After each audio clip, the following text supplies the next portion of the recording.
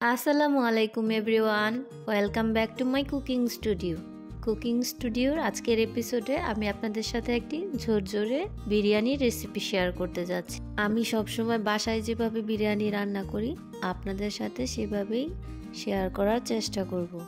যদি আমার ভিডিওটি আপনাদের ভালো লেগে থাকে তাহলে অবশ্যই আপনার ফ্রেন্ড এবং ফ্যামিলির সাথে শেয়ার করবেন। রান্নাটি করার জন্য প্রথমেই আমি নিয়ে নিচ্ছি 1.5 কেজি পরিমাণ ফার্মের মুরগির মাংস। এর মধ্যে আমি দিয়ে দিচ্ছি আধা কাপ পরিমাণ পেঁয়াজ কুচি, দিয়ে দিচ্ছি 1 চামচ রসুন বাটা, সাথে দিচ্ছি 1 চামচ আদা বাটা, দিয়ে দিচ্ছি টক দই। টক দইয়ের সাথে আমি কিছু কাঠবাদামও ব্লেন্ড করে নিয়ে নিয়েছি।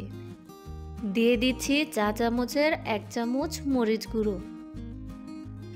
এখন দিয়ে দিব পরিমাণ মতো লবণ আর দিয়ে দিচ্ছি 100 ml এর মতো সয়াবিন তেল। এখানে আমি বিরিয়ানির জন্য কিছু মশলা গুঁড়ো করে নিয়েছি। এখানে আমি 2 চামচ পরিমাণ মশলা ব্যবহার করছি। এর মধ্যে রয়েছে মৌরি, জিরা, শাহি জিরা, ধনিয়া, জয়ফল ও জয়ত্রী। এখন এটাকে আমি ভালোভাবে মেখে নিয়েছি। এটাকে আমি আধা ঘন্টার জন্য একপাশে রেখে দিচ্ছি। এবার একটি হাঁড়িতে 150 ml পরিমাণ তেল দিয়ে দিলাম। তেলটা গরম হয়ে গেলে আমি আধা কাপ পরিমাণ পেঁয়াজ কুচি এর মধ্যে দিয়ে দিচ্ছি। এবার এই পেঁয়াজগুলোকে ভেজে আমি বেরেস্তা তৈরি করে নেব। আমার বেরেস্তাগুলো তৈরি হয়ে গেছে, এখন আমি এগুলোকে নামিয়ে রাখবো। এখন 2 থেকে 3টি ডিম ভেজে নিচ্ছি। এর মধ্যে দিয়ে দিচ্ছি অল্প লবণ। এখন এটাকে ভালোভাবে নেড়েচেড়ে ভেজে উঠিয়ে রাখবো। এবারে ভাজা তেলের মধ্যে আমি দিয়ে দিলাম আগে থেকে ম্যারিনেট করা মাংসগুলোকে। এর মধ্যে দিয়ে দিচ্ছি 2টো তেজপাতা, দিয়ে দিচ্ছি 5 থেকে 6টি এলাচ, 6 থেকে 7টি লবঙ্গ এবং দিয়ে দিচ্ছি 7 থেকে 8টি গোলমরিচ। এখন এটাকে ভালোভাবে একটু নেড়েচেড়ে দিচ্ছি।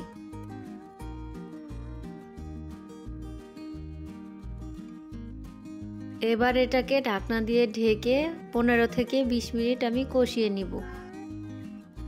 মাংসটা কষানো হতে হতে আমি অন্যদিকে চাউলটা ধুয়ে নিব।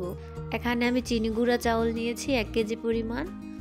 এখন চালগুলোকে আমি ভালো করে ধুয়ে পানি ঝরিয়ে নিব। আর এদিকে আমার মাংসটাও কষানো হয়ে গেছে। এখন এর মধ্যে আমি দিয়ে দিচ্ছি কিছু গাজর কুচি। গাজর কুচি দেওয়ার কারণে বিরিয়ানির মধ্যে কালারটা অনেক সুন্দর দেখা যায়। এর মধ্যে দিয়ে দিচ্ছি ধনেপাতা। এখানে আমি ব্যবহার করছি বিলাতি ধনেপাতা। আরও দিয়ে দিচ্ছি 8 থেকে 10টি কাঁচামরিচ। এখন এটাকে একটু ভালোভাবে নেড়েচেড়ে দিচ্ছি। এখন এর মধ্যে আমি দিয়ে দিব আগে থেকে ধুয়ে রাখা পোলাওর চাউলগুলো। এবার মাংসের সাথে পোলাওর চাউলগুলোকে ভালোভাবে মিশিয়ে দিব। মেশানো হয়ে গেলে এর মধ্যে আমি ফুটন্ত গরম পানি দিয়ে দিচ্ছি।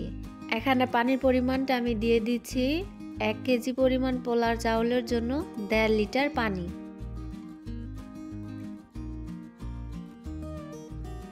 এখন ঢাকনা দিয়ে ঢেকে মিডিয়াম হিটে কিছুক্ষণ জাল করে নেব।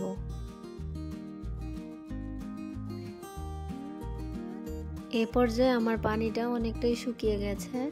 এখন এর মধ্যে আমি আবারও কিছু গাজর কুচি দিয়ে দিচ্ছি। এর সাথে দিয়ে দিচ্ছি বেরেস্তা, দিয়ে দিলাম কিছু পেঁয়াজ পাতা কুচি। এবার উপর দিয়ে দিচ্ছি আগে থেকে ভেজে রাখা ডিমগুলোকে এবং সাথে দিয়ে দিচ্ছি 2 চামচ পরিমাণ ঘি।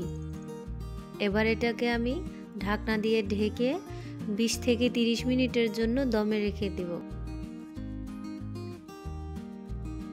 আমার বিরিয়ানিটি তৈরি হয়ে গেছে। যদি আমার রান্নাটি আপনাদের ভালো লেগে থাকে তাহলে অবশ্যই আমার চ্যানেলটিকে লাইক, কমেন্ট এবং সাবস্ক্রাইব করবেন। আল্লাহ হাফেজ।